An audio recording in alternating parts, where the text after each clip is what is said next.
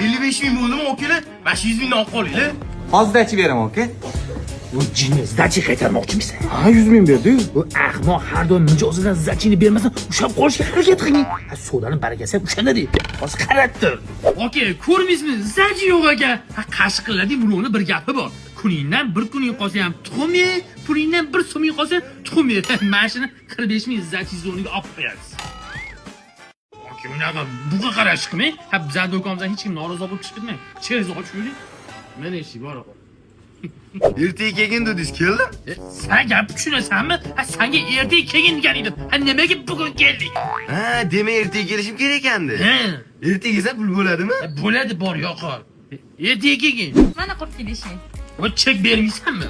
5 mingga chek beraman, ustoz. Ahmoq ko'ryapsam, er-xotin kazol bo'ladi. Do'kon rasmga o'tdi. Hozir chek bermadingda, ha 5 ming ishlab keladi. Voy, bu ayol meni aldabdi-da. Ey shogird, ayollarning orqasidan sal yuzimiz kulmadi. Nima qilamiz endi? Stroz. Ey kelaydi. Ha bergan pulingiz qalbaki ekan-ku. Kopiya. Homiysiz chaqiraman. Ustoz, puli qalbaki emas. Shogird, bu dunyoda orqangni devordan boshqasiga o'girma.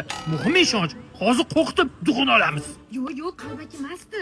Ya aka, o'zingizam chek bermabsiz. Mana rasmi bor. Ha, hozir shtrab to'laysiz yuborsam. Ha biza 5 million to'lab qutulamiz. Ha lekin men buni tegishli joyga topchirsam, kamida qamoqqa ketasanlar. Good power. Yo aka, militsiya chaqirmay, rasmni o'chirib tashlayman. Shtrab tildirtirmayman. Iltimos, ketdik. Burabuncha. Ustoz er-xotinni bopladingiz-a? Shogird, bu olamda xotinini gapi hamda ismi bilan ish qilgan odam ayollarga xos muomala ko'radi. Va!